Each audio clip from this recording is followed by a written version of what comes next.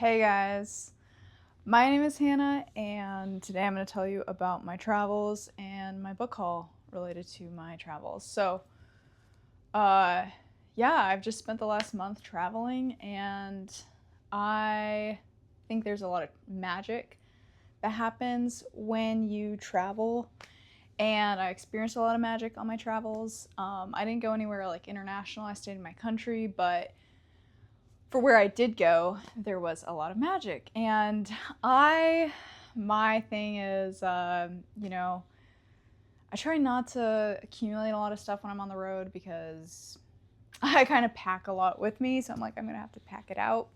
But I did get some books, which is kind of like the heaviest thing you could buy or include in your stuff. But I am such a book lover, and books have such a magic to me because they expand my mind, whether it is through a story or whether it is through information. And so this is a travel fairy book haul. I do feel like a fairy. I am a fairy. I'm a magical person. Check out the fit. Cute fit. Fairy fit. And yeah, I want to show you the magic that I discovered along the way. Now, before I went on my trip, I actually bought some books. So I also am going to include that in my haul because they're kind of informing some of the purchases I made. And yeah, I'll just start there. So the first thing that I bought was this. This is the Lord of the Rings set, including The Hobbit. And I've seen the movies, but I never read the books. And it's really struck me recently to read the books because I learned, I learned a couple of things. J.R.R. Tolkien basically started the fantasy genre. It wasn't really there. There was the Grimm's fairy tales, but fairy tales were kind of their own small, isolated thing. Yes, you had like Greek myths, you had the Odyssey,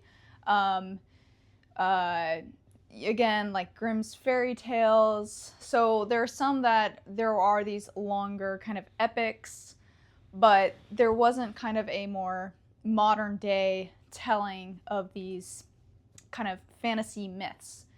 And so J.R.R. Tolkien, he wrote this in the period of time that was like the Great World Wars, and it influenced his writing. But what also influenced his writing was him still caring about and being really interested in the mythology of the Celtics and the British Isles, and the Irish, and the Norse. And so he included that in his stories. And so actually what really captured my imagination was like, this whole series, when it came out, people loved it. I mean, people were going crazy for it, and I didn't even know it was like such a big deal. Like, I obviously knew that like the Lord of the Rings movies were really big, but I didn't know that the books themselves captured people in this way that hadn't been done before, and that people for decades later we're still talking about it. Like, it really inspired a movement. And I think probably our more contemporary version of that is Harry Potter.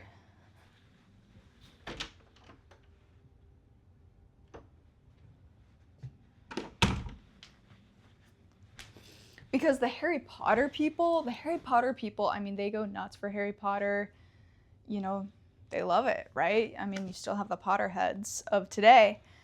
And so that is true for Lord of the Rings, and Lord of the Rings essentially created the contemporary fantasy genre. But the fantasy genre got really like almost commercialized. Yeah, I'd say it got very commercialized and just became kind of a trope to repeat. And so that's why you kind of got, basically the market got flooded with these things that didn't hold the same kind of intention or purpose as these books did.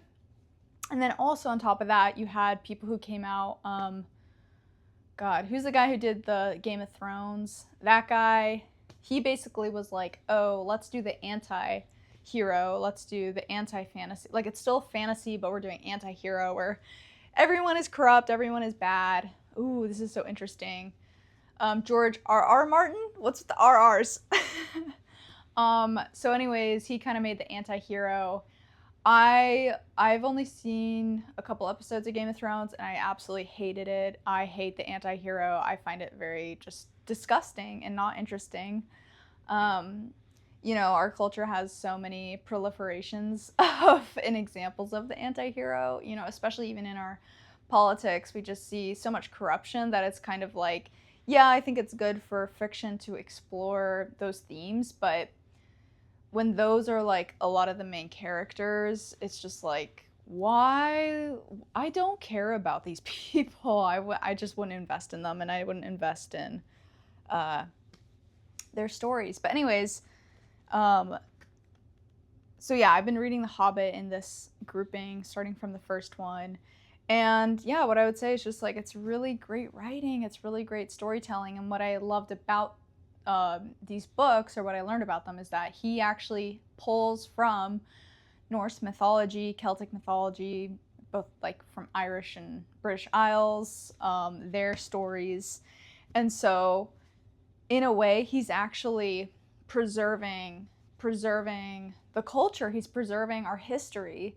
I'm of Irish descent, Germanic descent, so that's part of my culture, actually, and he's preserving it and retelling it in this new way that we can relate to.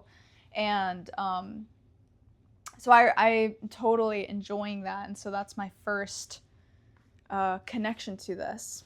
And as you can see, okay, I'm the fairy, right? I'm the fairy, and that's what I realized. I'm pale skinned too. The fairies are considered like to be pale. And to me, actually, I feel like I'm coming into my own lineage by reading these kinds of stories, kind of exploring this character or this archetype in myself. It just feels very right. It feels like I'm learning about part of my lineage. And I think history is not just, oh yeah, these are the facts that happened, but it's how do you recreate the stories in yourself to this day, bring out the story in a contemporary way. And that's what I love about it. Okay, so, Lord of the Rings is starting us off, and then from there, okay, actually, because I was talking about Lord of the Rings to somebody, he had this, and I was talking about the mythology, he had this book, An Encyclopedia of Tolkien, the history and mythology that inspired Tolkien's world. Okay, so this is literally the mythology that is coming out of Tolkien that inspired his books, inspired everything. So, I mean, how epic. How epic. And so, gosh, and so yeah, we get the Arthurian legends. I mean, this is my history. These are my people. This is my culture. And so it just feels really, really amazing. I mean, look at all this. Like, this is literally an encyclopedia of all these. There's goblins, there's all these wars, battles. Really, really an amazing book. Yeah. Okay, anyways, I don't want to just go into it, but this book is cool. It's got pictures in it as well. I haven't really gone into it because I've just been like reading. I wanted to kind of read the books first, but I totally appreciate drawing the connection between his retelling, his version of it, the story he chose to tell, and kind of where he pulled the mythology he pulled from. I love that. Because there are people who do kind of retell myths, but they'll kind of stay true to the original myth. But what I like about his story is he still kind of kept it in that world, but he obviously made a different world, but he pulled from the mythology. Like, he created something new from that substance, and I like that a lot. Not just like, oh, we're going to retell this old myth, which that can be cool too, but he made an entirely new world based on the mythology, and I think it's brilliant. Okay, so anyways, before I became a travel fairy, I went to this sweet used bookstore and I got all these just found a bunch of used books that seemed awesome. And so the first, well, I guess now it's the second. The second category is houses, cabins, and cottages. And so I picked up 3 books that relate to cottage, interior design, smaller spaces. And what I looked for was kind of just something that felt fun and was inspiring, because I love interior design, I love houses, I love homes, and I love homes that actually like people live in, not just these kind of homes that look nice but really nobody would actually live like that or live in there. I love the character of houses, I love the history of houses, but also I love, you know, the kind of innovations of houses. Now, I don't like houses that look like they're like shipping containers or they just look like a tin box. I think that's not really my style, which if it's your style, that's cool, but it's not really my style. But there's like a lot of inspiration you can draw from. This book is really special. This one is called A Woman's Shed. A Woman's Shed. Spaces for women to create, write, make, grow, think, and escape. Okay, I love it. The She Shed. And I love this idea of a woman having her own space. You know, it's almost like a step up from Virginia Woolf, not just a room of one's own, but almost like a whole temple or sanctuary for you to do this work, this creativity.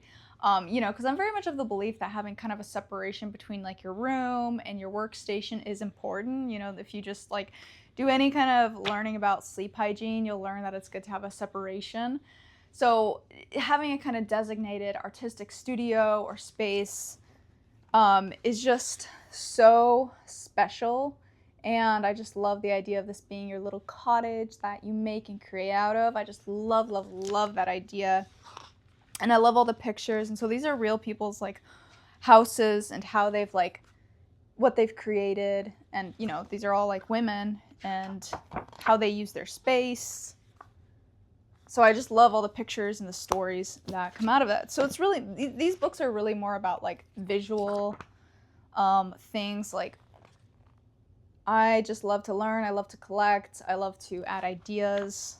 It's very much a part of my magic, is just connecting to the visuals, the pictures, the images, just seeing what resonates and lights me up. You'd be surprised how effective it can be in terms of bringing or pulling into spaces like that into your life. And actually, interestingly enough, yeah, it kind of became a conversation. So I got these books on little cabins and whatnot, and now my parents brought up the idea of like maybe they want to build a little ADU or a tiny house around their house, so their primary residence. So I was like, wow, this is crazy. I was just reading books on that, just for the love of it, not even because I'm like, oh, I'm trying to act on this, but just because, to me, looking at stuff like this, being in it triggers my imagination, or not triggers, but inspires my imagination. So to me, this is literally just fun.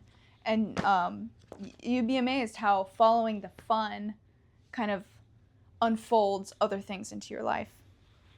Okay, so the next couple of books I got, here, let me take off the tag real quick. The next books I got were in the spiritual genre, because as you can tell, that's totally my thing. Spiritual fairy. These are the 2 books that I got. So The Shamanic Soul and Walking in the Sacred Manor. And so The Shamanic Soul stood out to me. I've read books that related to shamanism. Not even trying to learn about shamanism. They weren't even like titled that. One of them is by this guy named, oh, I'm forgetting his name, Drake or something. Like the last name is Drake, and he writes about drumming.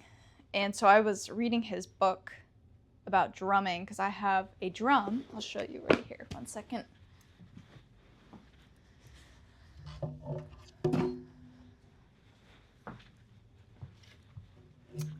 I've got me a hand drum.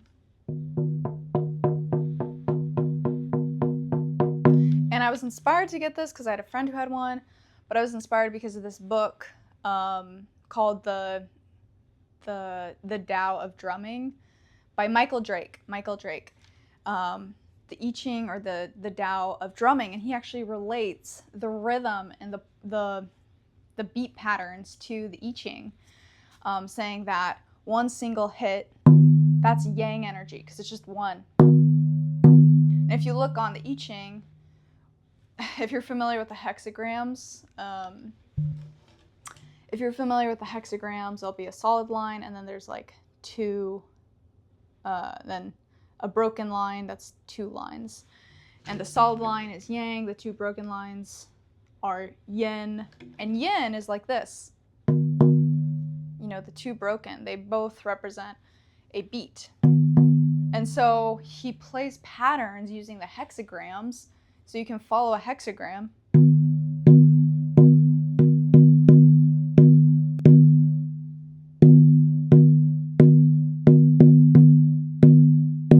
So I just played a hexagram. I'm not sure which one I did, but you know, a hexagram is made up of 6 lines. And so his idea is that, you know, the I Ching is vibratory. It is this kind of cosmic essence, and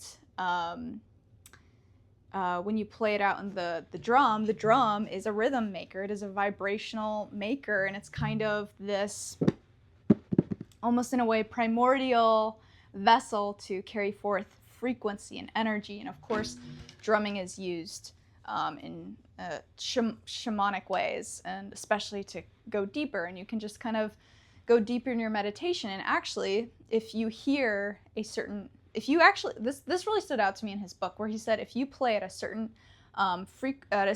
pace, then you actually can trigger a kind of altered state in yourself just by hearing the drum moving in this way. And so, yeah, it's a little faster, but essentially it sounds like this. This is like the beat, the rhythm.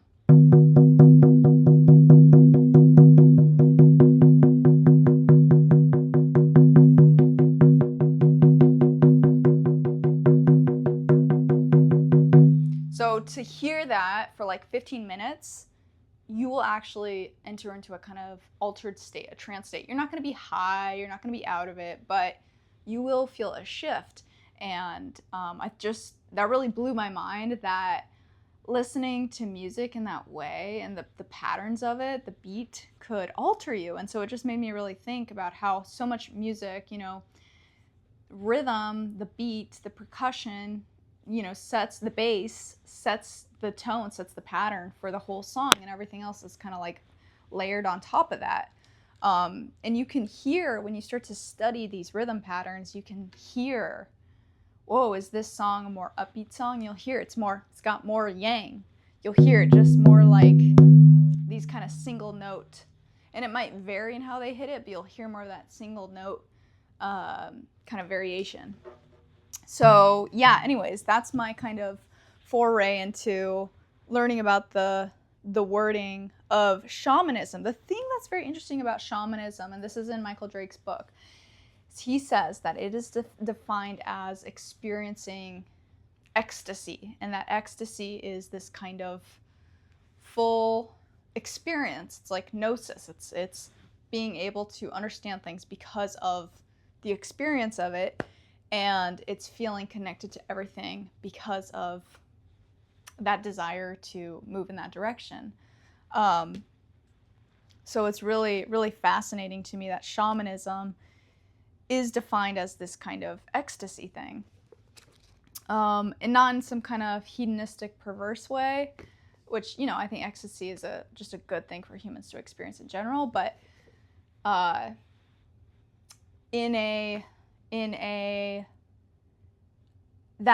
actually the ultimate pursuit of knowledge in this higher way is an ecstatic experience. It's an ecstatic embodied experience.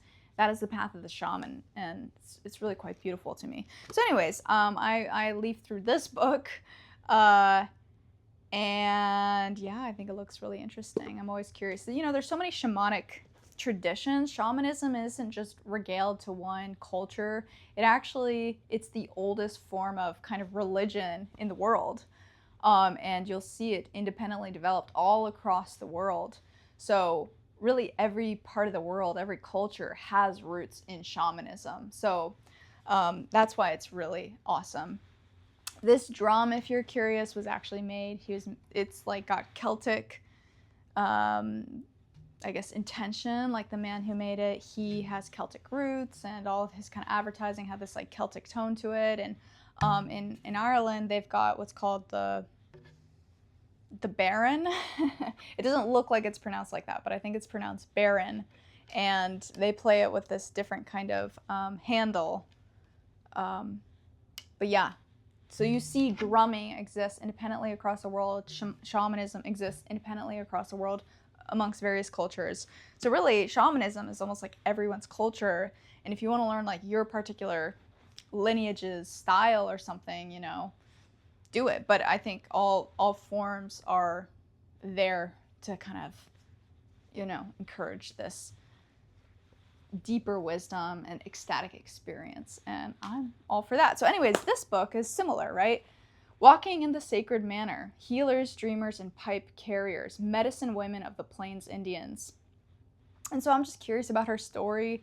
I love the idea of medicine, you know, this idea that, you know, Native Americans or a lot of different tribes, they will call things medicine. And, you know, even what you might say is like just normal stuff to you, it can be considered medicine. So you might just be making art, right? Oh, that's your medicine. Are you good at that? That's your medicine. I love that concept that the things that you're good at, the things that you produce, there's something healing to them. They make you whole by doing it. It is a medicine. And so this idea of being a medicine woman, you know, again, it alludes to being a healer and just kind of where that power comes from. And yeah, I'm curious about this woman's story and just felt I would learn something from it. All right, so that is my first book haul. This is before I did my travels, before I was a travel fairy. So now we're ready to get into my discoveries on the road. And one of my first discoveries on the road was this book, The Grateful Dead, Living with the Dead by Rock Scully with David Dalton. Apparently Rock Scully was the manager of the Grateful Dead. Maybe they've had multiple managers, but he was like their first one. And what it says on the back, it says, the most intimate portrait of Jerry Garcia and the Grateful Dead ever written. For nearly 2 decades, Rock Scully was part of the Dead's innermost circle, from their earliest acid-drenched experiments through the endless tours of the 70s and 80s. Okay, so Grateful Dead, okay, why is this a part of your thing? Well, okay, so I'll give you my story. I feel that I am a part of the Grateful Dead nation. I feel like of all the cultures that exist for me in America, I'm probably most aligned to the culture that comes out of the Grateful Dead. And so you'd be like, oh, hippies. And I'd be like, yeah, hippies. But you have to understand with the Grateful Dead, they really were like a nation of people. Like they really created like a religion, a belief system, an economy. I mean, they created infrastructure. Like there are people who toured with the Dead selling shit out of their car. And eventually they were able to create brick and mortar businesses from that. And, you know, being a part of the Dead, you know, became a cultural signifier. And people, you know, they build trust. It's a kind of tribe, you know, where they saw, oh, we're aligned to the same thing. And so really like communities and groups and businesses really did spring out from this group of people. And to me, the Dead, I'm not necessarily like, just because I like the Dead doesn't mean I'm like, I don't know, drank the Kool-Aid in a sense that I'm like, oh my gosh, you must see the genius of the Dead and everybody should think of them in this way. I don't feel like that. Like for some people, they're just super not into it. I totally respect that. And for me, I'm not even like really, you know, you could easily say I'm not that much of a Deadhead, right? Like you could easily question my, I don't know, legitimacy just because I'm not necessarily rattling off my favorite live shows. You know, that's like a big thing. Oh, which live show do you like? You know, I'm not that deep into it. And I actually, when I first encountered the dead, it just kind of came up a lot for where I was living and going to college. And I kind of, you know, people would be like, oh, the dead, people follow the dead. And actually for me, I was like, I actually feel like the dead is following me. Like they're following me. I'm not following them. They follow me. And I just like see all these signs. Apparently all these people love them, but like why are these guys following me, you know? And yeah, so I feel like the dead has like slowly come into my life more and more. And then I watched the Amazon documentary on them. What is it called? Long Strange Trip. It's so good. It's so freaking good. It's so good. Watch it. And that gave me so much perspective on who they were and what they did and how they inspired people. And I know people of various ages, people who are older, more in their like anywhere from like late 60s to 70s, who had more of a dead experience, early dead experience. And so it's pretty amazing to hear their stories and how they connect to it all. But anyways, to me, the Grateful Dead, how I relate to them now is like, what I learned from that documentary, I was like, oh, wow, they really like created hippieism in a lot of ways.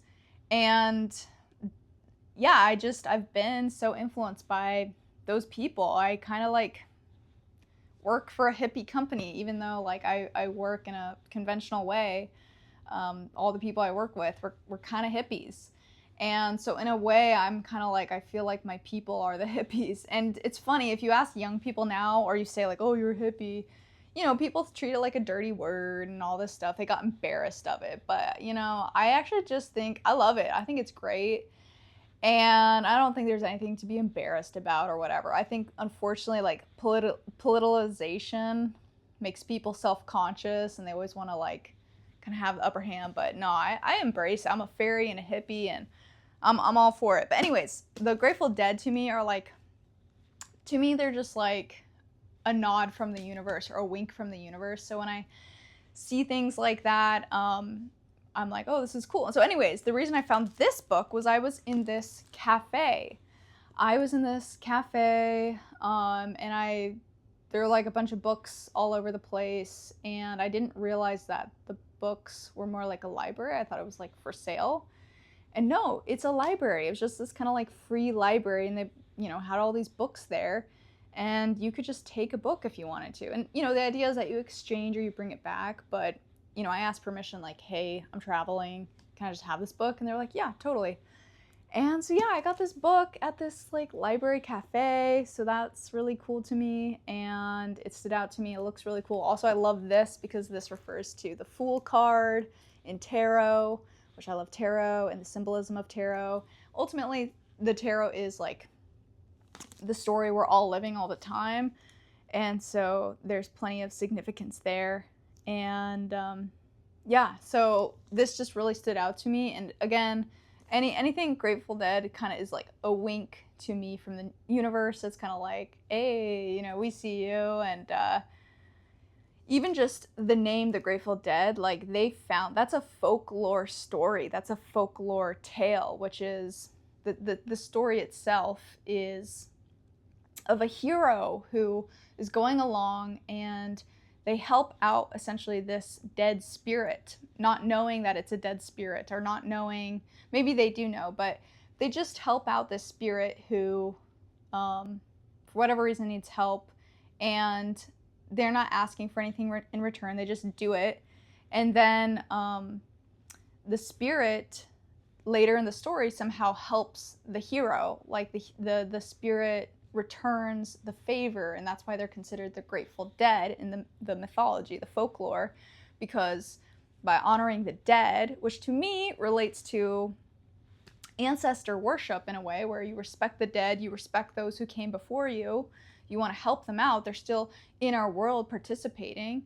Ancestor worship, recognizing that the dead are just as important as the living, is a really beautiful story to me. And then another kind of way that they interpreted their name, Grateful Dead, because the way that they got their name, Grateful Dead, is they just opened up an encyclopedia, and that was the first thing that Jerry saw, and he was just like, whoa, that's it, that's perfect. And the Grateful Dead also means to them, he was like, when we took the acid, in a way we died, our egos died, and we felt connected to everything. And he was like, we literally felt like the Grateful Dead. Like, we felt like we had died in some kind of way, but we were grateful for it because, you know, what we kind of sacrificed or gave up. And this is shamanism. This is shamanism, where you sacrifice something, you give up something, and you get something even deeper, even better, that connects you to the essence of life even more. You know, and again, music, the drumming, right? The rhythm, even more. Well, you get something even better out of it. And so they're grateful. They are the Grateful Dead. And I just thought, wow, that's really beautiful. And, you know, the other thing about the Grateful Dead, when they took the acid for the first time, they were playing music. What was unique about them was that the acid gave them the ability to listen to the audience. So as musicians, they actually were really skilled. Like, if you were to look at each and he talks about this, Rock Scully talks about this in the book, where there were a lot of bands that were coming out in the 60s who they just kind of liked the idea of being a band, like, oh yeah, man, like, let's do it, let's just make music or whatever. They didn't necessarily have a lot of technical skill. But the difference with the Grateful Dead is that they were kind of like a ragtag bunch of guys, like, and you know, their bandmates have changed over time due to either people dying or leaving or whatever, but things changing. But like, at its inception, the people who were drawn to it were really like into music. They really cared. There was like a lot of blues and bluesgrass influence, and they didn't really care about their image so much. They really cared about their skill. And you'll learn about Jerry Garcia. He was a very talented technical player. Like, he was almost just extremely obsessed with practicing. He wanted everyone around him to be practicing all the time. If you weren't doing well, he's like, man, you need to work on that.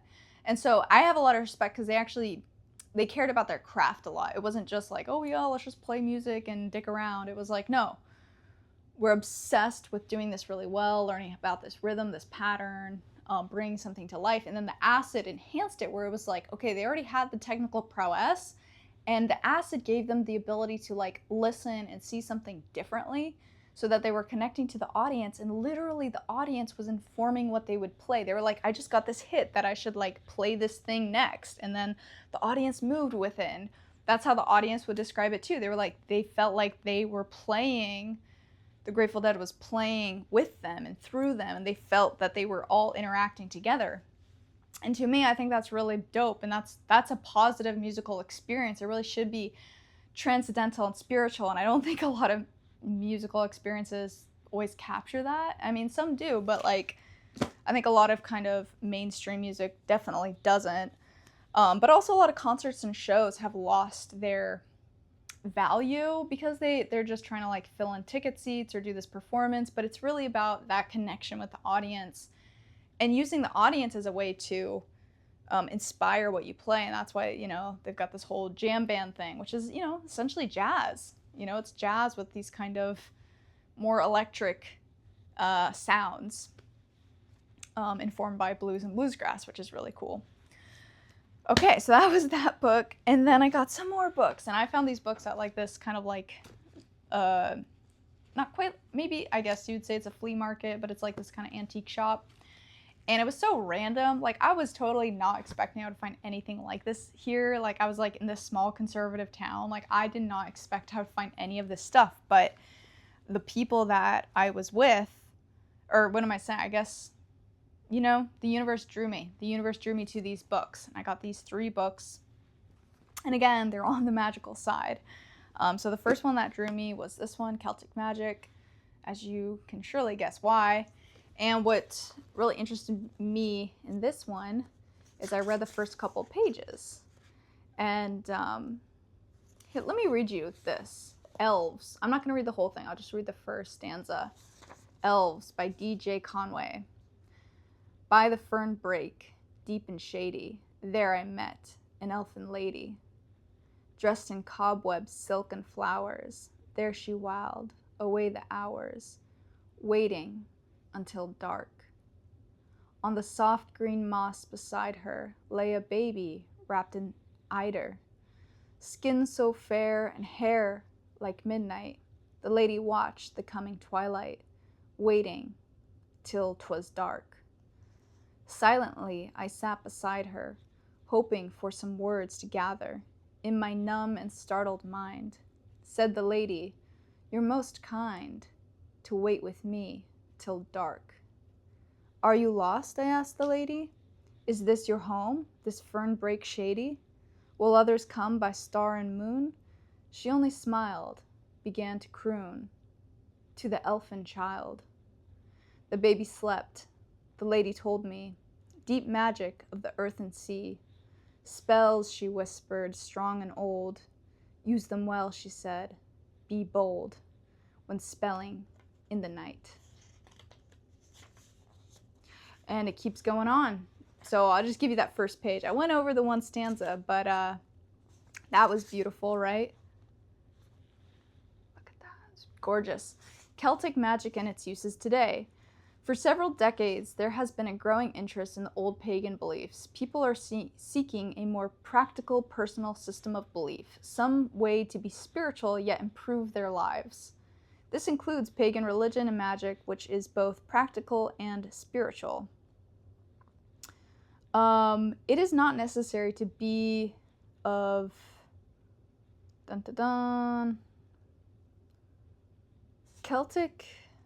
Celtic magical beliefs are firmly rooted in the earth herself and the elemental spirits that are the very essence of all nature. This includes the 4 basic elements which make up nature: earth, air, fire, and water.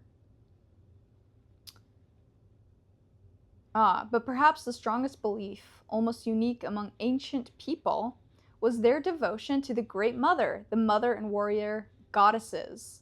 In fact, the Celtic people, before Roman and Christian intervention, were one of the few races to give their goddesses equal footing with their gods. So, Celtic magic had goddesses as important and equal forces in their lives. And there's another line in here that I was looking for where he basically said that magic, it was practical. It was used in a daily way. It wasn't just seen as like some people got to use it. Everyone was connected to it in some kind of way. In a similar way, like I was saying before with the medicine, everyone has their medicine. There's magic for everyone. And kind of any kind of spiritual belief or religious belief that kind of improves your life and that you can use it in a routine way is powerful. And so just everything here caught my imagination. So, that's really interesting. I didn't realize it, but the author of this book wrote that poem at the beginning. That's really cool. I didn't realize that. So that's the first book there. The next book, Descent of the Goddess. How interesting, right? Talking about the goddess worship. This book is fantastic. As you can see, I've put a bunch of bookmarks into it. And the reason I did is there's a lot to get into, but essentially she's talking about a kind of an essence to feminine energy that is often not looked at. And in this story, this book, she talks about Inanna, the Sumerian goddess, and kind of like her sister, let me pronounce the name correctly, Ereshkigal. The myth star of Inanna, Ishtar, and Ereshkigal. I hope I'm pronouncing that correctly. But Inanna is kind of like the light, and Ereshkigal is part of the unconscious, the underworld. And the story of Inanna is that she descends down in order to watch the funeral rites of Ereshkigal's husband. And by being down there, she is killed. She dies. And it's actually, hearing the story, you're like, wow, this is really dark. But then she has some like servants in the upper world where she said, hey, if I don't come back, send for my return, like try to get me back. And so they do, but a sacrifice has to be made on the upper world, and Inanna's consort is sacrificed for part of the time, and so that's where we get the seasons.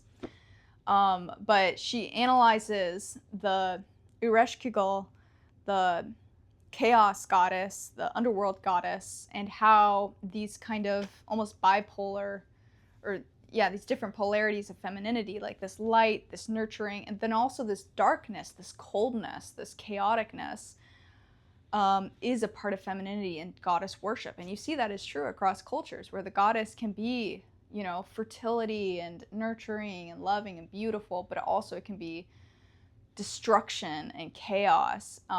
And yeah, we do see that in earth and nature.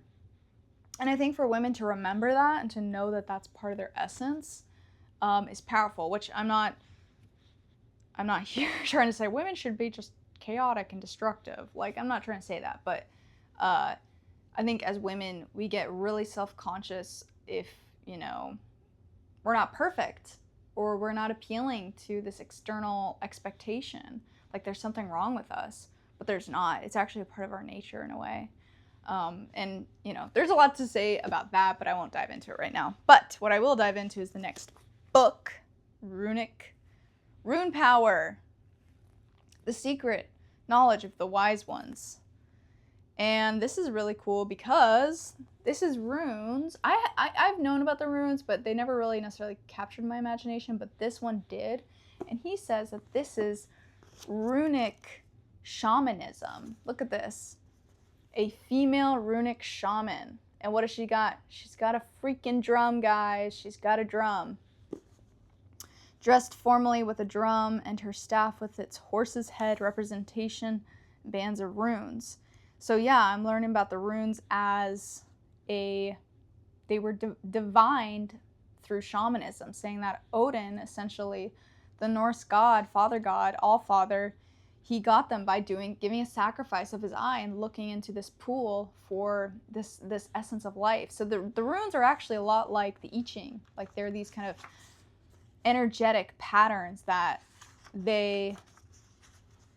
energetic qualities of life that are innate. And oh yeah, look at that. Isn't that interesting? There you see the Taoism, you see the runes, you see the seasons. So it's really amazing just making all these connections. And it's interesting, in his definition of shamanism, he talks about ecstasy as well. The word shaman is derived from the language of the Tungus people of Siberia. It can be interpreted as one who knows or wise person. More precisely, the word means one who knows ecstasy. Isn't that interesting that ecstasy can be wisdom? That ecstasy actually is a knowing? You know, and ecstasy is this, you know, it's this kind of high. It's this really fun state of being. And the fact that that could be wisdom, being one who knows. I mean, I think that's very interesting and beautiful. A person who has transcended the body and the mind and undergone a profound spiritual experience. A shaman of whatever race or culture was usually a man or woman who had completed a long and often painful process of apprenticeship. And though an honored member of the tribe, he or she was usually socially separated. This book is concerned with the insights and understandings of a particular kind of shaman, the runic shaman, who existed among the indigenous people of Northern Europe, Scandinavia, and Iceland, and was familiar with the runes. Yeah, and he even relates it literally to Taoism in here. So these are the books that I discovered along the way, being a travel fairy, and I love it. I love knowledge. I love seeking it. It totally brings me an ecstasy to learn about all these things and think about them. And I will leave you here with this oracle deck. I also bought this when I was at the used bookstore. And I think this is such a beautiful deck. And I'm going to pull a card for us. It's called Earth Blessings Oracle Cards. Earth Blessings. And while we're doing all this earth magic. All right. What is the message for my viewers right now? What is a positive message for my viewers right now? With all this wisdom seeking, being a travel fairy, a wisdom fairy.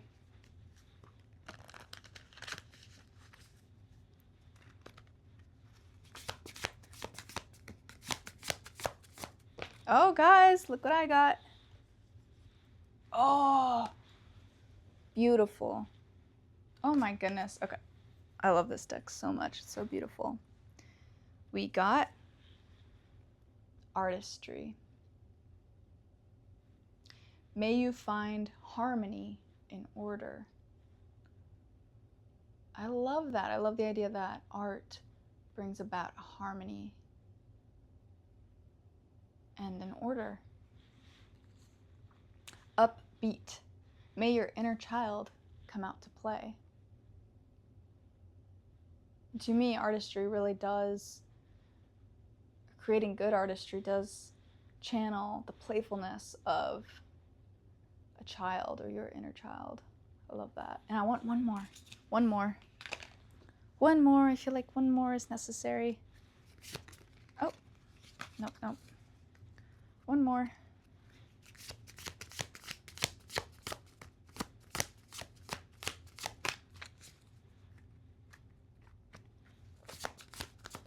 Here we go, guys. Oh, I love this. Key. The key. We got the key. May you let the answer come. May you let the answer come. Wow. Well, I feel like all these books are certainly part of the answer. And yeah, being your fairy self, being your magical self. Allowing yourself to be upbeat, allowing yourself to be an artist in all things is the key. And it's certainly a place where I've experienced a lot of fun, play, and wisdom. So thanks for joining me on my book haul while I've been traveling and also pre-traveling. Yeah, I hope you enjoyed this video, and if so, let me know your thoughts down below, subscribe for more, and I will catch you in the next one. Bye.